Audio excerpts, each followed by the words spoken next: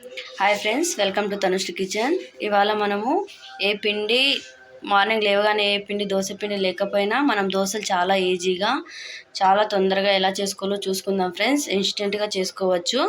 దానికోసం నేను 1 కప్పు అటుకులు, మీరు ఏవైనా తీసుకోవచ్చు, సన్నవైనా దొడ్డువైనా మీ ఇష్టము. నేనైతే సన్న అటుకులు తీసుకున్నా. 1 కప్పు బొంబాయి రవ్వ, 1 కప్పు పెరుగు తీసుకున్నా. ఇది ఎలా మిక్స్ చేసుకోవాలో చూసుకుందాము.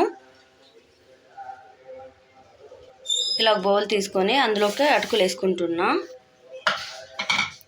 వాటర్ వేసుకుందాము. దీన్ని బాగా వాష్ చేసుకోవాలి. ఇలా వాష్ చేసుకున్న తర్వాత రవ్వ ఉంది కదా, అది తీసేసుకుందాము.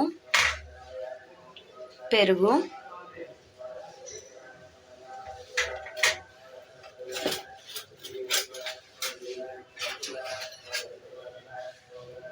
ఇవన్నీ బాగా మిక్స్ చేసుకోవాలి. చూడండి, ఇలా బాగా మిక్స్ చేసుకొని గట్టిగానే ఉంటుంది కొద్దిగా. ఇలానే ఒక 10 నిమిషాలు వదిలేయండి. ఇలానే నాననియాలి దోసపిండి మొత్తము. ఇలా మూత పెట్టి సెట్ అవ్వనిద్దాము 10 నిమిషాలు. చూడండి, 10 మినిట్స్ అయింది. చూడండి, గట్టిగా అయింది. బాగా వాటర్ మొత్తం పీల్చుకొని ఇప్పుడు దీన్ని మిక్సీ పట్టుకుందాం. మెత్తటి దోసపిండి లాగా మన దోశ బ్యాటర్ ఎట్లుంటుందో అలా రెడీ చేసి పెట్టుకుందాము.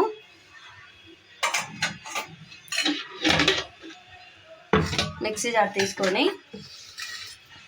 ఇందులోకి వేసుకుందాము.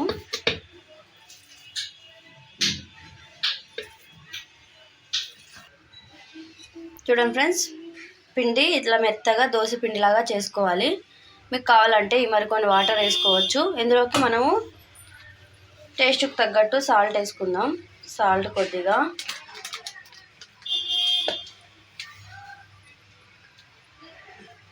వంట సోడా కొద్దిగా వేసుకొని బాగా మిక్స్ చేసుకోవాలి. పొయ్యి మీద దోశ ప్యాన్ పెట్టుకొని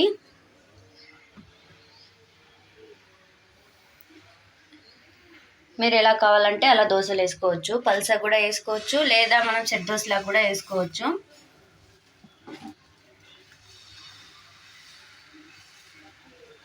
నేను కొంచెం సెట్ దోశ లాగా వేస్తున్నా మా పాపకి స్కూల్కి. మీరు కావాలంటే ఇంకా పల్సకు కూడా వేసుకోవచ్చు దోశ మొత్తం, ప్యాన్ మొత్తము.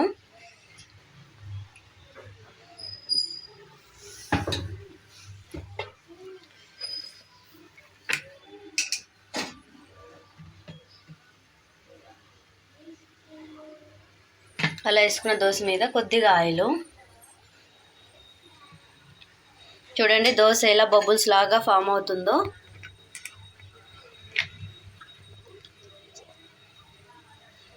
అప్పటికప్పుడే ఏం చేసుకోవాలో తెలియనప్పుడు ఇలా దోశలు వేసుకొని తినేయచ్చండి. ఒకసారి మీరు కూడా ట్రై చేయండి. ఎలా కుదిరిందో నాకు కామెంట్ చేయండి. చూడండి, దోశ కాలింది. ఇలా మరో పెట్టుకోవాలి. చూడండి, మన మామూలు దోశపిండి ఎలా పట్టుకుంటే ఎలా కలర్ వస్తుందో సేమ్ అలానే కలర్ వస్తుంది కదా. తినడానికి కూడా అంతే టేస్ట్గా ఉంటుంది. ఇలా ఒకసారి తిప్పుకున్న తర్వాత కొద్దిగా ఆ వైపు కాలిన తర్వాత మళ్ళీ తీసేసుకుందాము. చూడండి, అంతే మెత్తని స్పాంజీ దోశలు రెడీ అయిపోతాయి. ఎన్ని దోశలు కావాలో అన్ని దోశలు వేసుకోవాలి. మొత్తం ఇలానే పోసుకోవచ్చు. చూడండి, మనం పెద్ద దోశ కూడా వేసుకోవచ్చు.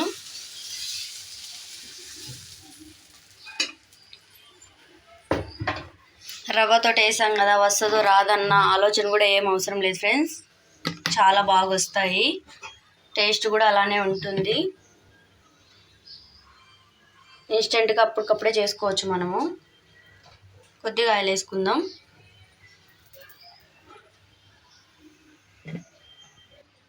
చూడండి ఫ్రెండ్స్, ఇలా వేడివేడిగా వేసుకొని తినచ్చు. చూడండి, ముట్టుకుంటే కూడా చాలా సాఫ్ట్గా ఉంది కదా.